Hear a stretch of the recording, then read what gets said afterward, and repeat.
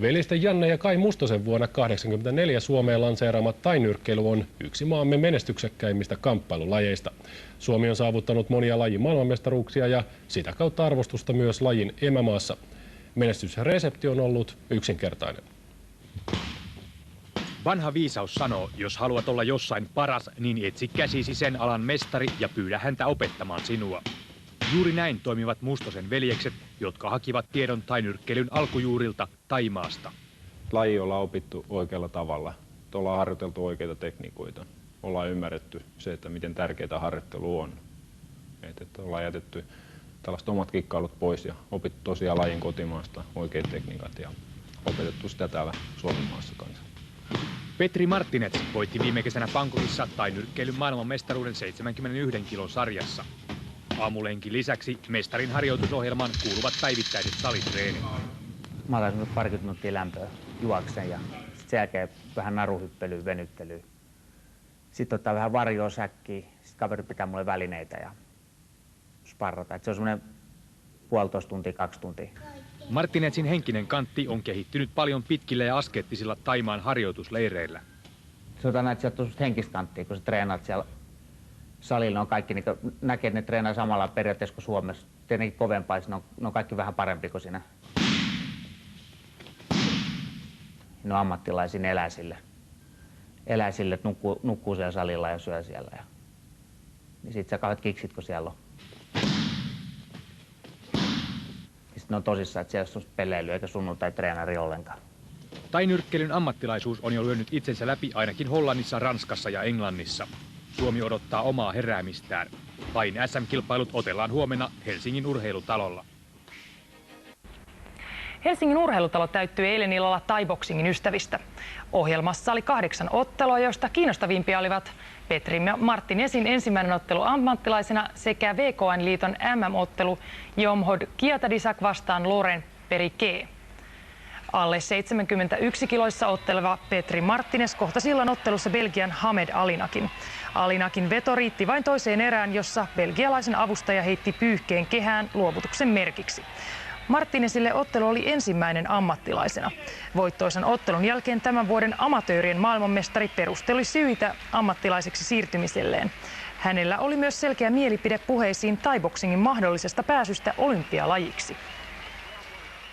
Amatööri mä oon saavuttanut vähän niin kaiken, mitä voi saavuttaa. Ja nyt ammattilaisen tulee vähän itse asiassa samat vastustajat, mutta ehkä tulee ottelupalkkioita ja sitten mukaan vähän treeni-into.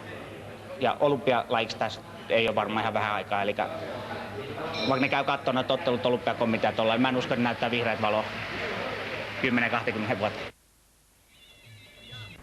Eilen Helsingin urheilutalolla käytiin todellinen kamppailu-urheiluilta Fight Festival 5. Sen päänäytöksenä oli tainyrkkeilyn Euroopan mestaruusottelu, jossa puolustava mestari Petri Martinez haali vyön jälleen itselleen. Ja tiedoksi kotikatsomoihin seuraava juttu sisältää aika rankkoja kuvia kovasta kamppailu-urheilusta. Ammattilaisliitto Väkö Proon 66,8 kilon sarjan mestaruusvyö oli eilen jaossa. Se kelpasi erinomaisesti Suomen Petri Martinezille, joka ottelussa voitti kaikin tuomarijäänin venäläisen Sergei Goljajevin. Taktiikka oli hyvin harkittu. No joo, varmaan tätä nyrkkeilystä on niin pikajuoksua, että pikkuhiljaa mennään. Eli ideana on tuo, että kiristetään loppukohde. Ei vittu lähteä hosumaan, ettei juokse nyrkki, että sekin sattuu sitten. Me antaa kaverin hosuja. Sitten itse hosuu lopussa vähän enemmän. Mutta millainen ottelu oli, kun kuitenkin taisteltiin 5 erää Euroopan mestaruudesta ja vastustajat ovat ennakkoon kovia? Ei, tai siis sanotaan, teille oli punnituksessa vaikea. Että se ei, tämä ottelu oli niin helppo. Punnitus oli vaikea, siitä palautuminen. Ravintopuolella tuli kiitos. 5 kilon pudottaminen punnitukseen vaatiikin kovaa työtä ja päättäväisyyttä. Entä miten valmistautuminen titteliotteluun on harjoituksellisesti tapahtuu? Oliko mukana jotain erikoista? Mä en tähän otteluyksistä treenaa. Se on ihan elämäntapa, että koko ajan treenataan kovaa.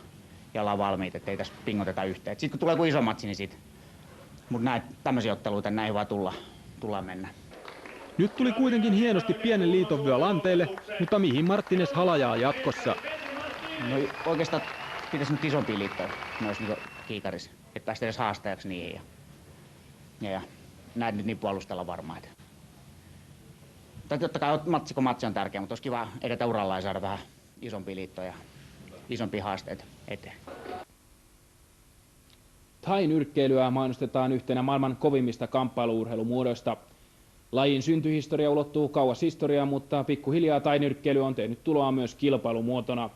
Yksi kovimmista suomalaisista lajin harrastajista on itä-helsinkiläinen Petri Martinez.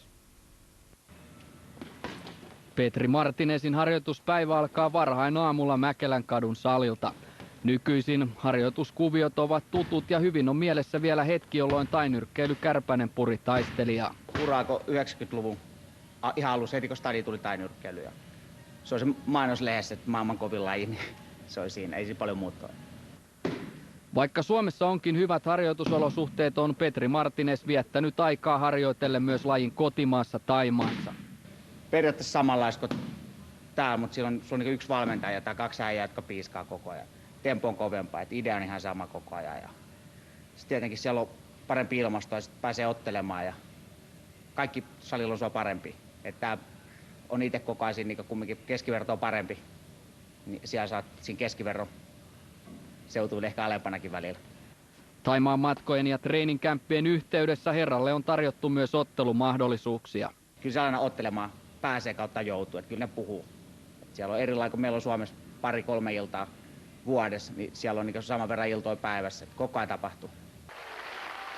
Uran jatkon ja tulevaisuuden suhteen mielessä välkkyy yksi maailman kovimmista turnauksista eli K1. No, kyllä mulla on siihen kevyempiä äijiä tarkoitus mennä. Ollaan lähetelty oltu yhteydessä, että miten niiltä riittää kiinnostusta, että pääsisi Euroopan karsintoihin ja sit, jos niitä voittaa, niin sitten eteenpäin. Ja noin muutkin turnaukset, niin ne on kyllä olisi hyvä juttu, että niissä on paljon tunnettavuutta ja kaikkea. Petri Martinez voitti syksyllä Vakoliiton EM-tittelin ja milloin on aika puolustaa titteliä, se ei vielä ole ihan selvä. Joo, eli kun se Vakon EM-titteli, niin se menee, mä ottelen varmaan Englannissa siitä joulukuussa. Mä en tiedä, se voi olla, että se on maailmanmestaruusmatsi, saa nähdä. Ne on varmaan mustakin, että aika paljon järjestäjistä, että kyllähän mä ottelijana on valmis ottelemaan koko ajan, mutta sponsoreita tarvitsee järjestäjiä paljon. Seuraavan kerran Petri Martinez nousee kehään tulevana sunnuntaina Espoossa ja silloin miehellä on vastassa virolainen Leonti Vorontu. Tämä ottelu toimii hyvänä välietappina kohti MM-kamppailua.